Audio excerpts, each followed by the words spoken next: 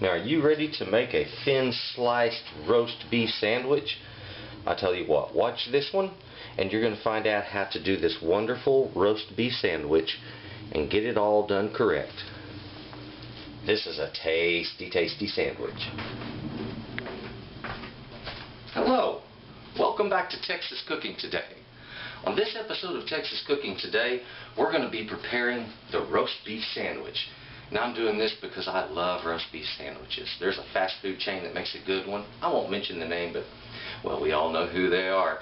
Anyway, I want to make a roast beef sandwich, and I want it to be extra juicy and moist inside, and I'm going to show you just how to retain juices in meat when you're slow roasting.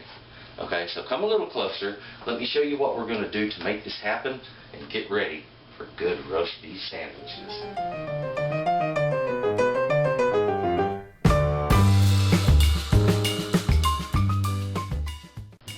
Now, of course, the first thing that you need if you're going to make a roast beef sandwich is a good quality roast. Now, on this one, I'm just using a centered portion from an eye of the round. However, you can use whichever kind of roast you want on this. You can use a chuck, you can use a round roast, sirloin, whatever suits your fancy, so just go with it. Now, you'll notice the eye of a round has a little bit more of a pink color than most red meats do from the cow, and this is very normal, okay? But it produces a very light, tender, beefy flavor that I think will do wonderful on a sandwich. Now, we're not going to be trimming any of the fat off of it either, because that would just change our flavor profile. The fat, remember, in a roast provides an acid which helps to soften it and tenderize it and also provide flavor. You're going to need a pan with some sort of a rack just to lift the roast up so that it can get air underneath it to cook a little more evenly. Some salt. I have here monosodium glutamate. That's right, you heard it, MSG. And some black pepper. Don't be afraid of the MSG. Believe it or not, it's way overplayed as far as how dangerous it is. A lot of people say, oh, that gives me this and it does that to me. And the fact of the matter is MSG rarely ever bothers anyone. Now, let's go ahead, bring our roast over a little bit. I'm going to glove up to do this. Well, as I mentioned before, all we're going to be doing is very simple seasonings. We're going to start with some salt right on the end of this. Now, how much MSG to use when you're working with your foods? On meat like this, no more, see how lightly I'm sprinkling it? No more than about a half a teaspoon per pound. And here I have 1 ounce over 2 pounds of roast. So I can use up to about 1 teaspoon, and that's just about right. You don't want to overwork your monosodium glutamate. Now, the salt, you can go a little heavier on this because it is a large roast, and you're going to want that sodium in it. Now, go ahead. Okay, now what I'm about to do next might kind of throw you back just a little bit. You'll be thinking, really? Can you do that? Absolutely. What we're going to do is we're going to package this up in such a way that the moisture stays inside of the meat while we're cooking it instead of some of it cooking out. And you might be wondering how we'll do that. Well, we're going to do it with a little item called plastic wrap. This lovely stuff right here. Now, after you get this wrapped, you can't bake it just like this in the plastic wrap. You have to bake this inside of something that will protect the plastic wrap. The moisture will help protect the plastic wrap from overheating and causing any problems. And it can withstand a great deal of heat. However, it would be best if we can go ahead and wrap it up. So that's what I'm going to do. Get everything nice and tight. There. Now, we just need something to bake it on. And as I mentioned before, any old pan with something to raise up the heat. And we're ready to put it in our oven. Well, it looks like our oven is now hot enough. Let's go ahead and get this roast in here. There we are. That's 350 degrees. I do need to mention that on that 1 hour time that we're going to check the temperature afterwards. I'm looking for 160 degrees on my center cook. We have had this in the oven for 1 hour now. So let's pull it out. In the top of this, we're going to insert a thermometer to check the temperature. Now I have my thermometer ready. Let's go ahead and insert it right through our packaging into the center of that roast and take a reading. And it is way below what I need it to be. This is showing a little over 109 degrees.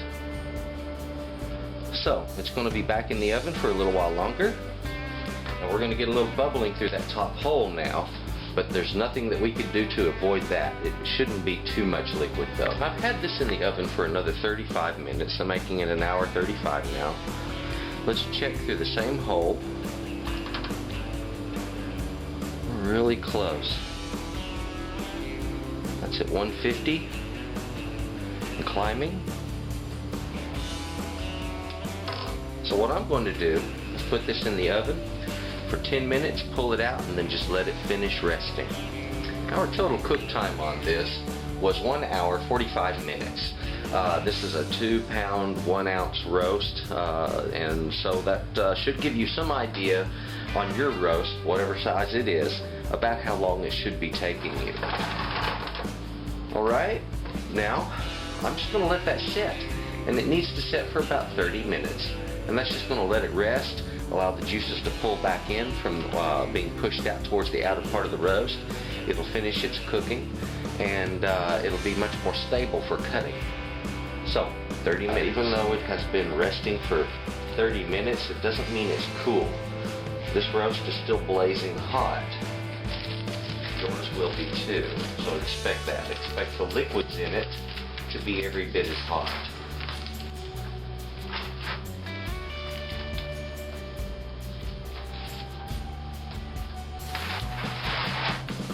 I will be saving these juices to use. I've got a wonderful au jus there. Now, when it comes time for us to carve our roast, this is what I wanted to bring us to right now. I want to turn the roast so that one of the ends is mostly mostly vertical, but it's slightly tilted back towards the top, like this is here. Now, I'm going to take my knife, and you're going to want a knife that is exceptionally sharp for this, razor sharp at least, and the sharper the better. And we're going to make just very gentle slices coming down from the top.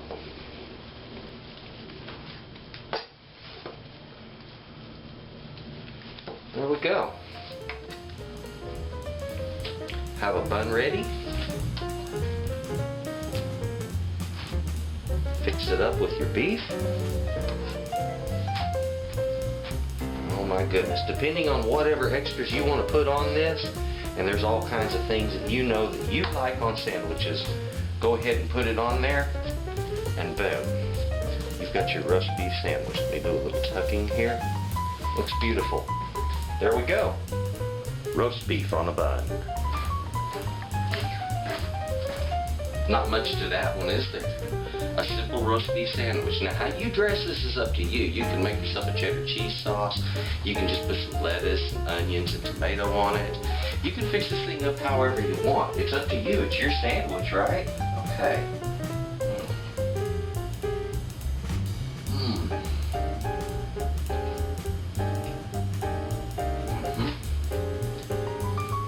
That's beautiful. Rich flavor. Pardon me.